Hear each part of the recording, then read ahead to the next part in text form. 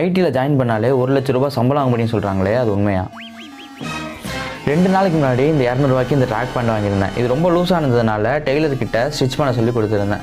And stitch பண்ணதுக்கப்புறம் அண்ணா எவ்வளோ ஆச்சுன்னு சொல்லி நான் அவர்கிட்ட கேட்க, அவர் 100 ரூபா ஆச்சுப்பா அப்படின்னு சொன்னார்.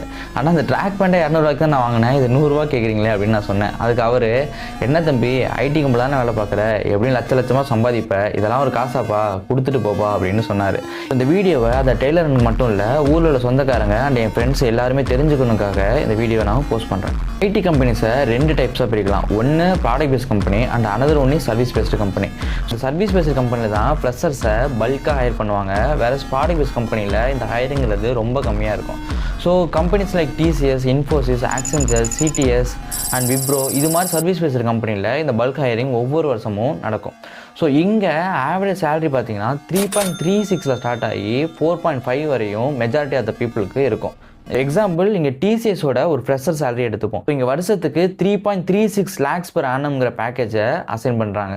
3.36 lakhs per annum 7,900 rupees இன்சூரன்ஸ்க்கும் 21,000 பிஎஃப்க்கும் அண்ட் 8,000 கிராட்டுவிட்டிக்கும் போயிடும். இந்த அமௌண்ட்டை உங்கள் பேக்கேஜ்லேருந்து மைனஸ் பண்ணிங்கன்னா 2,99,000 rupees உங்கள் பேக்கேஜில் இன்ஹேண்டுக்கு வர மாதிரி இருக்கும். ஸோ அதை 12ஆல் டிவைட் பண்ணிங்கன்னா அரௌண்ட் 23,000லேருந்து 24,000 உங்களுக்கு மந்த்லி கைக்கு வரும். ஐடி கம்பெனியில் அப்ரைசல் சைக்கிள்னு சொல்லிட்டு ஒவ்வொரு வருஷமும் அதில் வரும். ஸோ அதில் உங்கள் பர்ஃபார்மன்ஸ் ஆர் உங்கள் மேனேஜர் உங்களை எப்படி தெரிஞ்சு வச்சிருக்காருன்னு பொறுத்து 5-6% ஆவரேஜாக உங்களுக்கு கிடைக்கும். ஸோ அப்படி பார்த்தீங்கன்னா நீங்கள் 4 வருஷம் ஒரே கம்பெனியில் இருக்கீங்கன்னா ஒவ்வொரு வருஷமும் உங்கள் சேலரியிலேருந்து 1,500 rupeesலேருந்து 2,000 rupees ஒவ்வொரு வருஷமும் இன்க்ரீஸ் ஆகும். ஸோ 2,000 rupees மேக்ஸிமம் நீங்கள் எடுத்துக்கிட்டாலுமே 24,000லேருந்து 4 வருஷம் கழிச்சு 32,000 நீங்கள் மந்த்லி இன் ஹேண்ட் வாங்குவீங்க. இதில் நீங்கள் தங்குற பிஜிக்கு ஆவரேஜாக 8,000 rupees அண்ட் இதர செலவுலாம் ஒரு 2,000 ரூபான்னு சேர்த்து வச்சுப்போம்.